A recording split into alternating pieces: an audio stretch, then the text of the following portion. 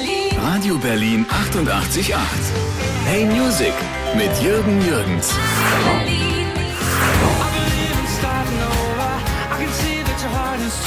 Last time when we met, 4 years ago, you were painting stubbles on your face on the picture of the CD. And now you got a little bit more. I can finally grow in from here to here. Yes. Yeah. Better than high school. Better than high school where there was a full-on pencil trying to get a mustache. You know? When we didn't know about George you Michael. More sexy? Yes. When George Michael, all the girls were saying that George Michael is, we must have him. Yeah.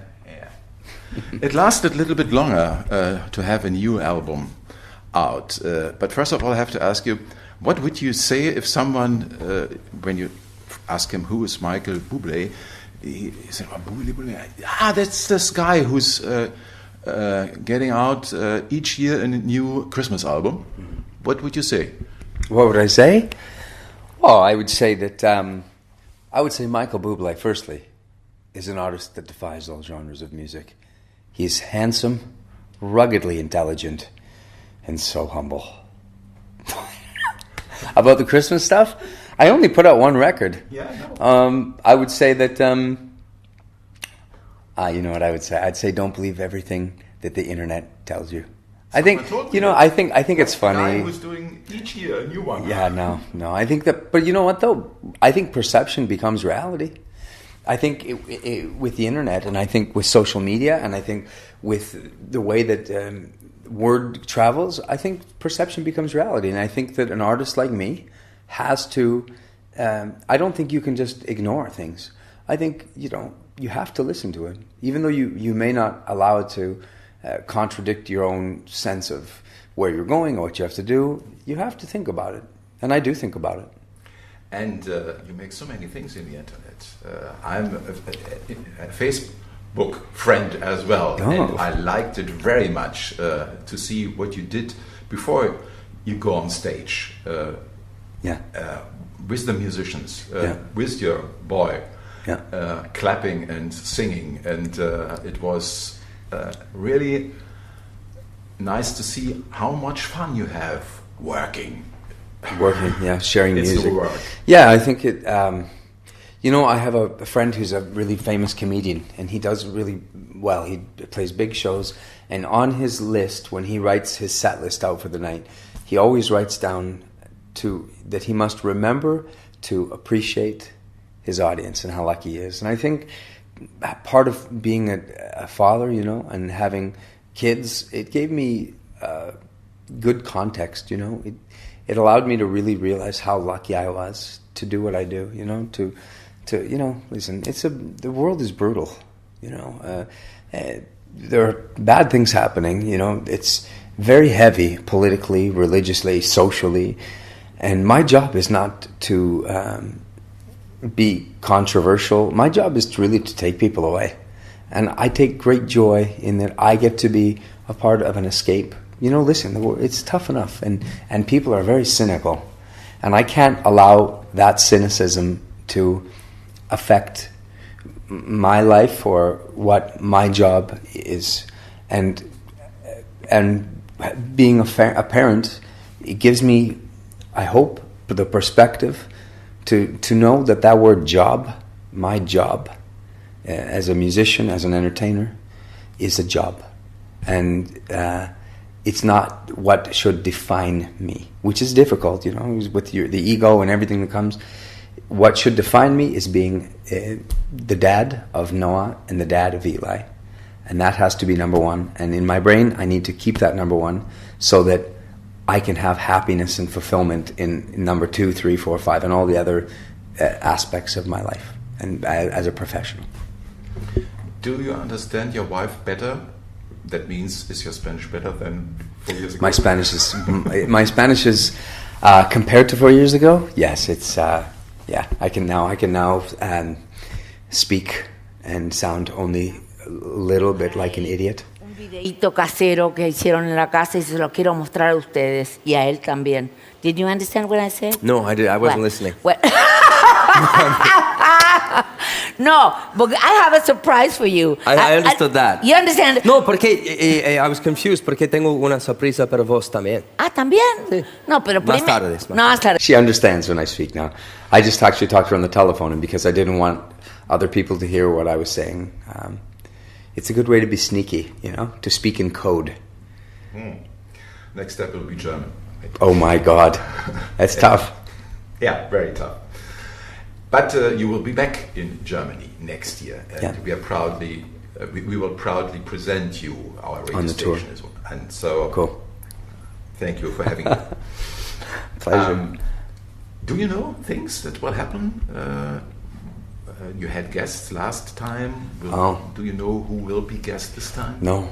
You know that the truth is, I put a lot of importance on this record, on making sure that it was right, that no decisions were easy decisions. They were all based on what's best for the record and what's best for the song. And listen, you know, for the first time in my career, I'll just start this way. I read an interview that was done on this woman named Brené Brown, and she's written a big bestseller. And part of this, one of the things she's written is talks about her hypothesis of why people succeed and why they fail, and why she feels that they succeed is because they're not afraid to leave their comfort zone. They're not afraid of making mistakes. They're not afraid of losing in order to win in the bigger picture. And she also talks about empathy. And while empathy is a wonderful thing to have in your life with your family, with your children, with other human beings, sometimes in business it's a weakness. Sometimes empathy, because you care so deeply about what other people think, you're afraid to make decisions that may make them unhappy. And I just realized that I didn't want to make those decisions. I wanted to make decisions that I felt were right. I wanted to artistically do what I felt I had to do. You know, that meant producing my own record. You know, choosing my co-producers. It meant working with Johan Carlson. It meant having Black Thought on one of my songs, having a freestyle, having a rap, or if you want to call it a rap. Yes. Which, I mean, for many people was too much for them to comprehend. How can you, Michael Bublé, be doing? And it was what was best for the song. It was what was best for me. I didn't understand why what was the problem? What was the point, you know? To me, this is a beautiful mix of jazz and R&B and hip-hop, and it's what I am. It's a root of what I do, and the roots they come from those roots, and why is this an issue for people? And at some point I had to make the decision, and while people were saying, no, you can't do it, you mustn't do it, I had to say, I'm sorry, you know, I'm sorry that it doesn't please you, but I'm going to do it. I'm sorry it doesn't please you that David Foster or Bob Rock or Tommy LaPuma or Phil Ramone aren't producing this record. I am, and I've never produced a record before. I know that scares you and that doesn't please you, but I'm going to do it, and what I have to do, because I think it's right. And now I guess I finish and I sit here with you, and I'm allowed to speak with integrity and honesty because I fought for what I needed to fight for. And I worked with incredibly talented people who were so much smarter than me and more talented than me in so many ways. And I delegated, and now I get to sit here and be proud and tell you that... Because you speak to artists like me all the time, no artist ever tells you that their next record is a failure. No artist ever says to you, you know what, really this record's shit. You know, I tried for something, but it sucks. Everyone tells you it's their best work, it's their favorite thing. So now I made the record, and I have to sit here and allow you at home, you watching, you as a journalist, to have your opinion, and I have to eat it. You know, I did it. Now I'm going to be, I have to be responsible for how you receive it. Alan Chang was the one you've been working 4 years ago with, so it's a friend of you, and you trust him. Yes, Alan and Jason Goldman, they're co-producers, and also Johan Carlson, who works out of the Max Martin group, MXM. And I mean, musicians that I've worked with on stage for 15 years. And the reason that I felt so good and so strongly about doing this with them was that there's nothing like playing in the trenches with your fellow musicians. There's nothing like being on the road for 15 years together. They can speak for me. They finish my sentences, not just musically, but as friends. I mean, I have spent hundreds and hundreds of nights in 45 countries over 15 years, growing up, going through heartache, going through great happiness, you know, having massive fights. You know what I mean? I've lived life with them. And I wanted to be able to control this, you know, and no one could give me the sense of control that these guys could. And I love it because, you know what, there were so many people that doubted us, and now they're saying, wow, you know, good for you, you did it. And there was a terrible thing. Your voice wasn't there. Yeah. But everything is all right now? Everything's okay. Yeah, it was definitely something that had me, you know, it stops you. It stops you dead in your tracks. For someone who loves to sing, it's the worst thing that could happen. Yeah, I knew when it happened too.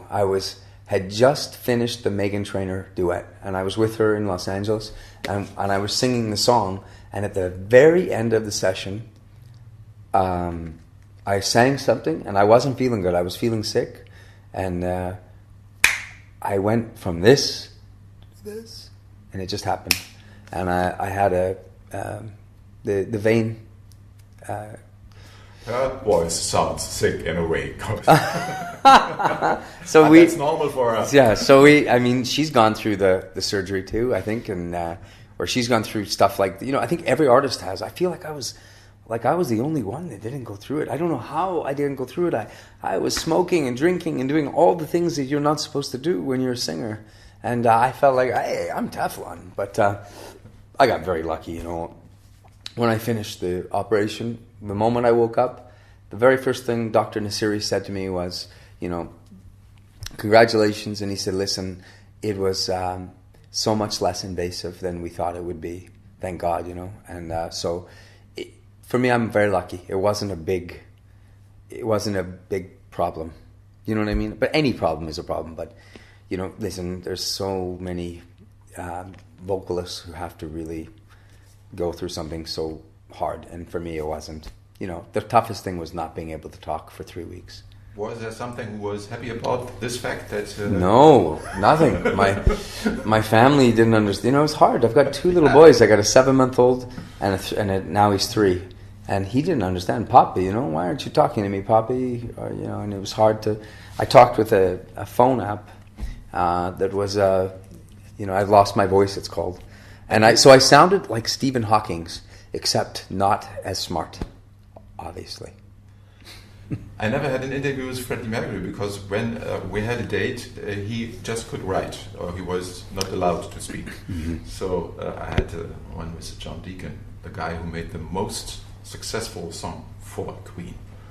Another One Bites the Dust. Another One Bites the Dust, yeah. So he didn't speak at all. He would do vocal rest. Yeah. I know, I just worked with Celine Dion, and she was like that too. She said, okay, I'll talk now, but tomorrow I don't talk. Why did you choose Meghan Trainor? I like Meghan a lot. But before I ever met Meghan, I liked a lot of her music. I liked it stylistically. I liked her writing. I loved that it was fresh. I loved that she was selling music. It wasn't all about some image, you know. It wasn't. It was really a musician who was a great writer. And Johan Carlson, who I wrote and produced, he produced some of this record. Things like I Believe in You, to Nobody But Me. He co-produced, you know, those. And he called me in when we were in the studio, and he said, listen, Mike, you know, there's a song that the manager, Jeff Azoff, would like for me to play for you. He said, but you know, it's an uncomfortable situation because I'm your producer and I don't want to push songs on you. And I say, no, you know, go ahead, you know, play it. And it was a song Meghan Trainor and Harry Styles had written. And the demo that I got was them singing together, and I loved it. I mean, from the moment, I loved it. It caught my ear right away. I thought the sentiment was beautiful. It was romantic. Musically, it was really sweet. I loved the harmonies, the vocal harmonies within. I loved it. And I said, can I talk to Megan? And he said, we can FaceTime. And so a minute later, I was on FaceTime with her, and she was in the car, and we had a beautiful first meeting, and I said to her, I want to try the song, and she knew, she was aware. She had my records and known that I had never recorded an original that I hadn't written. And I think that was part of something that was attractive, was that she would be one of the first to ever write a song that I didn't write on my record. And she's just too good. She's too good. She is an incredibly talented woman. Songwriter, singer, musician, producer. I mean, she produced that track. 2 years ago, I think, at the Echo here in Germany. Oh, yeah? It started for Germany. Is that right? With what? With All About the Bass, yeah, or something? Yeah. Yeah, listen, you don't, sometimes it's hard to get a sense of an artist, of who they really are, but by the time she left the studio that day, I understood who I was dealing with. I understood that the rest of us in this business would have to deal with her a long time, because she's just too good. There are a few classics on it as well. My Baby Just Cares. I noticed that the Germans have asked me about this song. This must be a very popular song here. Nina Simone's version. You see, I've never been by the other. I've now talked to journalists in 40 other countries, and that's never the one they bring up. But I like that. I think it's a great song. What a song has. What does it have? What does it have to have? Yeah, it's terrible to tell, but it's right. What does it have to have? It sounds so German. So strange. What does it I have to have? Tell it in other words, but No, what no. does it have to have? I think it has to. I think there has to be resonance. I think there has to be a deep connection between my heart and the song. I have to love it, really love it, because I'm going to have to sing this a million times and believe it, And if I believe it, maybe you'll believe it. And there's so many great songs to choose from, and I loved the challenge of getting to reimagine a song that is so deeply connected to Nina Simone. And by the way, I got to do the same thing with Feeling Good, which was a very powerful and popular Nina Simone song, and it was about me trying to take my version and my brand because I got to sit with a guy again that I've played with on stage for the last 15 years of my life, who's a great arranger, and I got to sit there with Jason and talk through and say, this is what this is what I envision. And he went with he actually is a professor at USC, and one of his jobs is, as a professor, he teaches these America's upcoming jazz greats the art of arranging, of writing charts. And so it was really cool, because he said, I've written this arrangement for my baby. And I said, really? Can I hear it? And usually an arranger will put it in a program on their computer, and you can hear this very cheesy, synthesized arrangement. And he said, why don't I just ask my kids to play it down on the USC band? And you can hear it. You know what I mean? We'll just put it on, I'll put it on FaceTime, and you can hear it. And I heard it, and I knew. I said, well, not only did I know I loved it, but I loved it so much that I kept the solo. I hired the musicians, the kids, to play. I say kids, but they're 20 years old. I just knew it was right, and great song. I got to change the words to make it fit me, stylistically.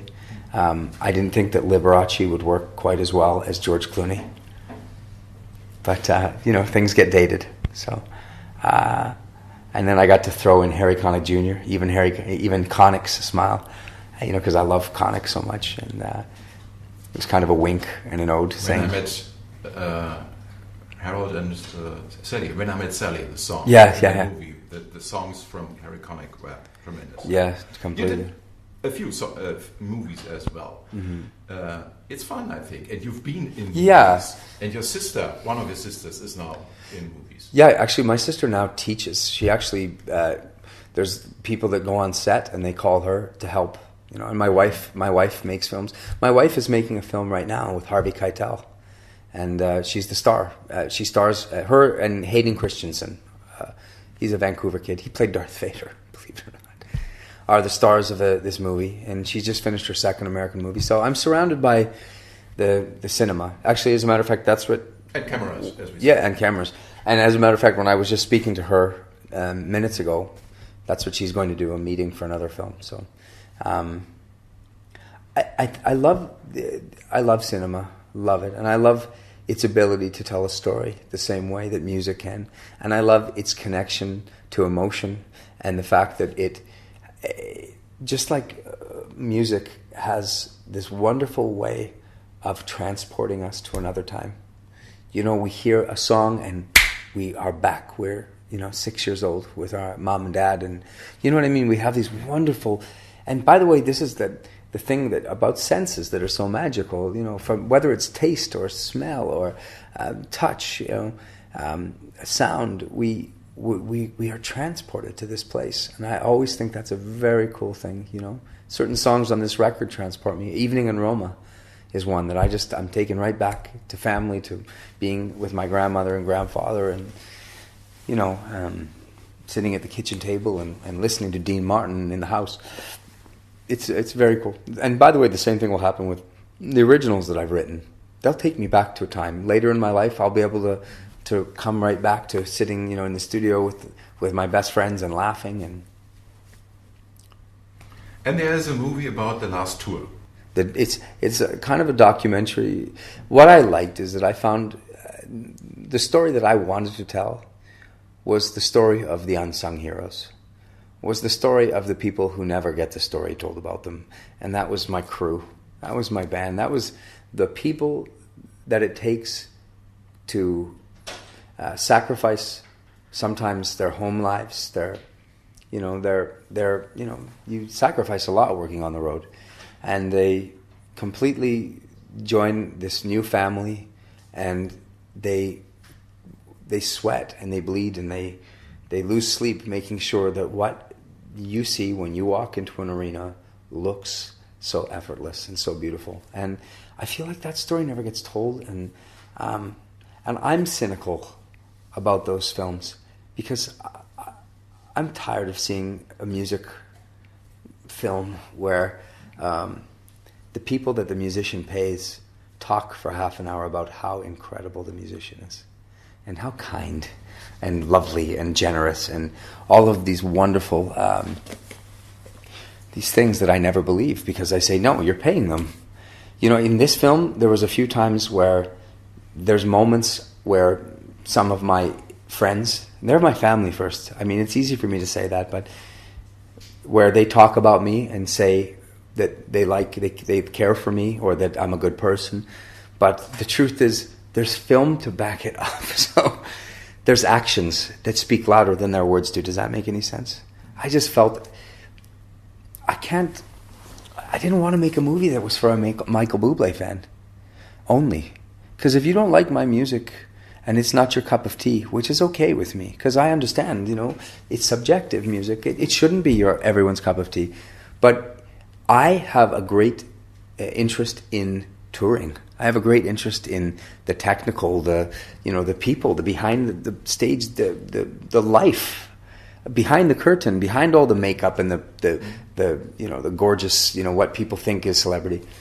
That's interesting to me. That was the story that I wanted to tell. And some people will love that, and maybe the big fan won't get to see me interviewed enough, or will want more music, or I don't know, but I liked it. And another thing, there is a perfume. Yes, there's a fragrance. It's the same feeling when they have this perfume on as listening to a song of yours. Something like this must be. That's some bullshit right there. How's that even possible? No, okay. No, for me, it was completely separate. For me, I didn't want to do it for years. I said, no way, I don't want to do this. And then the more that I started to talk about it with them, the more that they started to tell me about the science behind it, the more that they started to say to me, that you're going to create this, you get to be an artist, and it gets to be a different form of you creating. Probably not much different than Kanye West allowing him, the indulging himself in loving fashion and wanting to create clothing and fashion. It's only an expression of you as a creator. It's a natural progression. So for me, it was so cool. I love science. I don't know. I'm going to name some names, and I don't expect that you will or will not know them. I don't know. If you do, it's a bonus to me. But every night when I go to bed, I'm fascinated by. I love science. I'm inquisitive. I have a deep thirst for knowledge of our universe, of where we came from. So I love people like Lawrence Krauss, astrophysicists like Lawrence Krauss and Neil deGrasse Tyson, and philosophers who I think are philosophers, people like Richard Dawkins. And I just find it really, the big questions in life, fascinating. And for me, I thought, I'm a kid. I get to go to a lab, and I get to put different notes together, just like I would with a song. I get to create different notes and find harmony. And then when it was all finished, it was so fulfilling because I had a product. I had... so it was really you. Yes, I had a fragrance, and I loved it. I loved it. I thought, this is delicious. It's beautiful. I can sell this. I can go and sit and be honest and tell the journalist, yeah, I was part of it. I created it, and I love it. It would have been terrible for me if I couldn't. I couldn't have done it. I would have felt very tacky. And there will be a time in June next year. Then you will be back in Berlin. Do you have seen anything from Berlin in the last years? Yesterday, as a matter of fact, I went out walking, okay. And I went to see the museum pieces and stuff. What's funny though is that Susan and my friend Susan, who's with me here, she was speaking to her driver yesterday, and she said to the driver, "Where do I need to go to see Berlin?" And the driver said, "No, the hotel you're staying in the city center. You're perfect in Berlin." And she looked at him and she said, "Really?" And he said, "Yeah, really. Why?" And she said, "Because I see a McDonald's and a TGI Fridays and the Blue Man Group." And she said, "You're telling me that's as German as it gets, And so, no, I think that there's many places that I need to go to in Berlin that are historically rich and this to me is, I don't think I'm in. He could say I was in the heart of Berlin, but I don't believe it's true, because in my mind, and maybe I'm wrong, in McDonald's in the Blue Man Group, and not really is not. No. But a few steps further. I did take a few steps further. I have to admit, I went to go and see all this beautiful stuff. I wanted to see the Checkpoint Charlie, like everybody goes to see. But shit, I'm just a dad. I ended up in Toys R Us for an hour buying Batman, and I bought a glove for my son that shoots spider web. Yeah. I'm a dad, so yeah. You have to. Yeah, I did. I spent a lot of time there. So, we're longing for it that you come back. Likewise. To the Mercedes-Benz Arena again. Mm-hmm. It's the same venue as the last time. Mm-hmm. It's for you, it's a really brilliant venue. I think from the colors and the show things you can do over there. The last time was brilliant. Next time, thank you. I was really proud of that show. Yeah. Different show. I have to work on it too. That's what I have to do. I have to sit here now and write and come up with everything from how the set's going to look to what I'm going to say to a way to try to. It's really hard to do. No, it's hard to. I feel the responsibility that the arena show must become even more intimate, and that's up to me. It's not up to my crew. It's not up to my band. It's up to me to forge a very genuine relationship with these people. And sometimes in an arena, it's a challenge, but I need to step up to that challenge. But it's you, and when there is one who can do this, then it's you. I hope so. A friend of mine just told me about Adele, and they said they saw her in Vancouver, and I said, "How was it?" And they said, "She's you." And I said, "What? What do you mean she's me?" And they said, "She she just really enjoyed herself and the connection to the people, and she was funny and stupid, and she was, you know, making fun of herself, and she was not, you know, she just really made, the girl said to me, you know, I was sitting way back and she made me feel like I was really in a small room. And I thought, okay, you know, that's cool, because I've never seen Adele. But I know she has a beautiful voice, but it gives me a better understanding of why people go so crazy for her, because this is a natural, you can't fool people, you know, they see through you.